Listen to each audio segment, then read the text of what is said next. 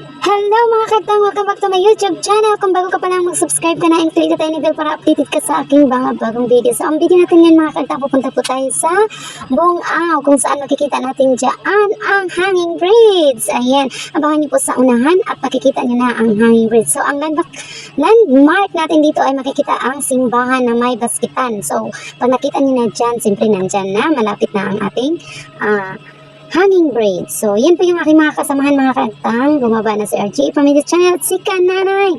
So, yan po, makikita ninyo. Napapunta na po talaga kami at naglalakad lang ng kaunting-kaunti at makikita na talaga dyan ang hanging bridge. So, dyan po talaga mga kantang, di ko alam kung paano ko po ito sasabihin sa inyo na napakahirap po talaga ang aking sitwasyon dyan. Ayan pa, tawa-tawa pa si Kaagtang dyan habang ayan po, ayan si Kaagtang. Takot na takot po siya habang tumatawid dyan sa hanging bridge. First time po kasi ni Kaagtang na tumawid dyan mga Kaagtang. So, ayan, takot na takot. Grabe yung experience namin dyan. Ako lang naman ang takot dyan. Yung mga kasamahan ko, tingnan nyo naman, napaka-relax lang nilang nilakad yan. Samantalang ako mga Kaagtang. Grabe, parang lumilipad po ang aking kaluluwa dyan. At sobrang takot na takot po talaga ako. Kaya naman, ayan mga Kaagtang, sabi ko mauna na kayo kasi ako hindi ko kaya talaga. Lalo na pag lahat sila dumadaan at parang sumasayaw yung daanan. Ayan, takot na takot po talaga yung si Kaagtang at panay sigaw-sigaw po talaga. Pakinggan nyo po ang aking sinasabi.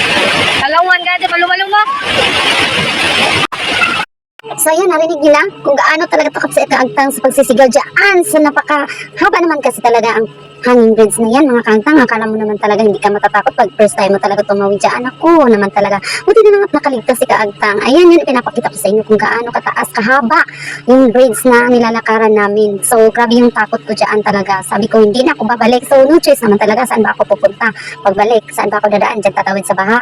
So no choice ako kundi tumawid pa din dyan. Abangan nyo sa dulo kung anong ginagawa ko pagbalik namin dyan. So napatuloy kami sa unahan mga Kaagtang. So yan ang binibidyohan ko dyan po yung dam. Ayan.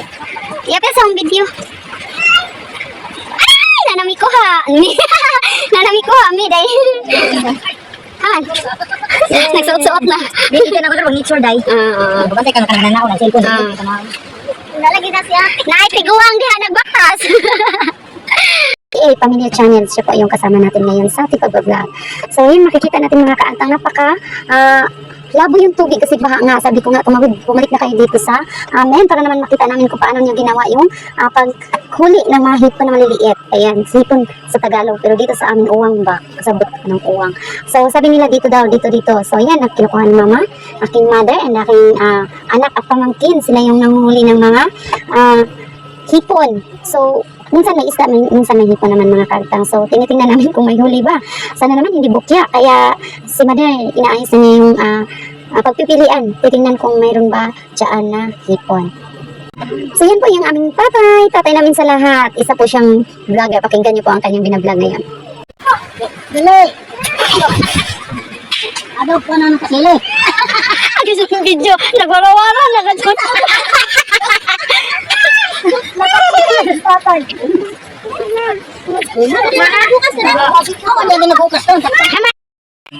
So, ganun po ang aming tatay mag-vlog. Nakita nyo naman, di ba? Ang saya-saya namin dyan.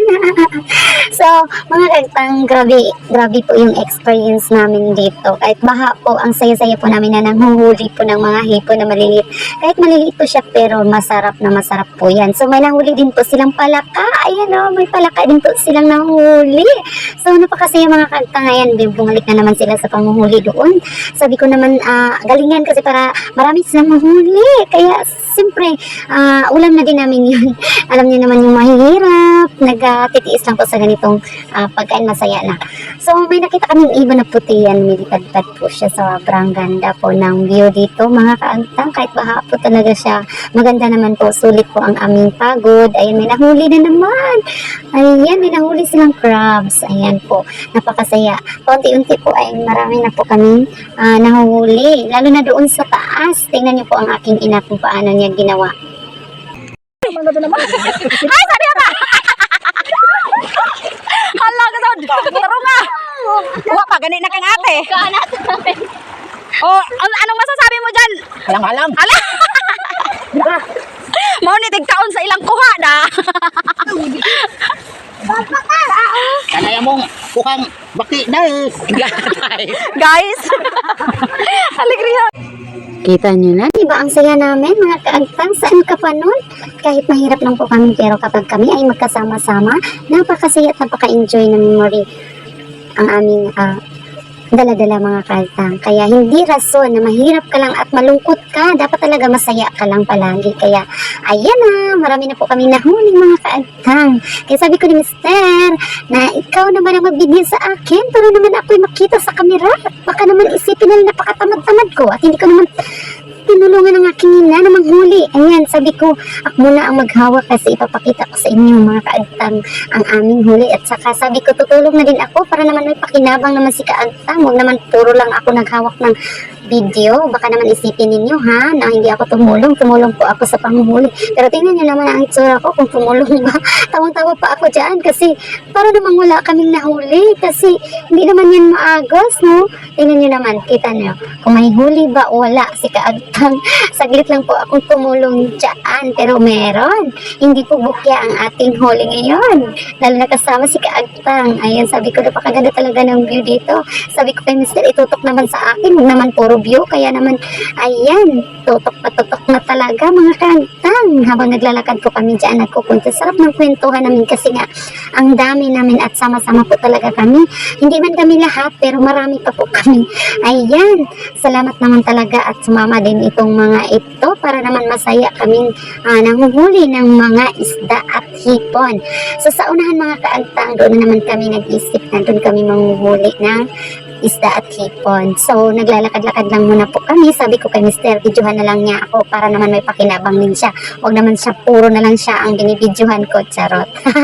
Ayan, ang sipag naman ni Mr. at sinusundan talaga ako. Sabi ko, tutulong na talaga ako kay la mama kahit wala akong camera. Kaya, para naman hindi ako mabash ng mga peoples. Ayan, mga kaagtang. Sabi ko, mayroon ata dyan kasi nga may maagos ang tubig. At mukha naman talagang meron. Kaso nga lang, maliliit po siya mga kaagtang. Maliliit po ang huli nila mama dyan. So ayan po mga kaagtang, nagdesisyon na kaming umuwi kasi sobrang nakakapagod na at oras na din para umuwi. Kasi wala pa kaming tanghalian. At ayan si Mr. nagdala po siya ng kahoy para naman may panggatong kami sa aming huli na napakarami talaga mga kaagtang. So ayan, ito na naman ang struggle natin ngayon mga kaagtang. Nag-iisip na naman po ako kung paano na naman kami tatawid dyan. At ako naman ay iiyak. So pakinggan niyo na lamang po ang aking mga sigaw-sigaw dyan mga kaagtang. Hindi to kauihan ha. Talagang takot na talaga ako dito mga kaagtang. At umiiyak na ako. Pakinggan niyo po ito. At talagang grabe ang pinagdaanan ko dito. 1, 2, 3, go! Manang maluoy, in town ka maglisod, bada dyan ko. Ha, malipong ka dyan ko.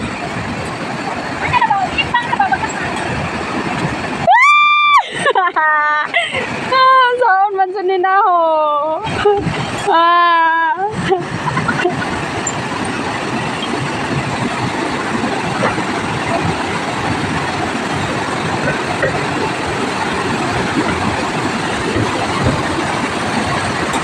Ay, Diyos ko.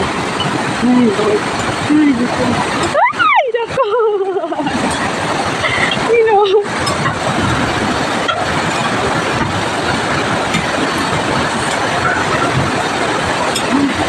Kaya lagi naman, kaya nila ako, kaya.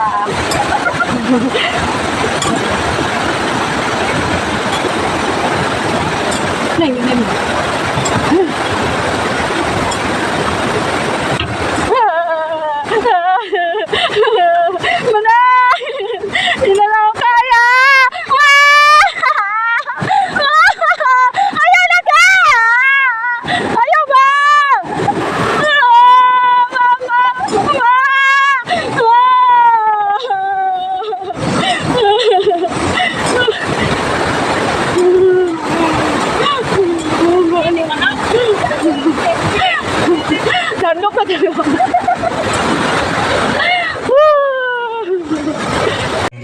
So, yung mga kantang narinig niyo ba? Hindi yun kauihan, kundi talaga totoo po yung mga kantang nakapatakot na ako. So, ayan, dumating na kami sa aming parking lot. So, pauwi na po kami mga kantang. Salamat sa panunood. Thank you and God bless. Babu!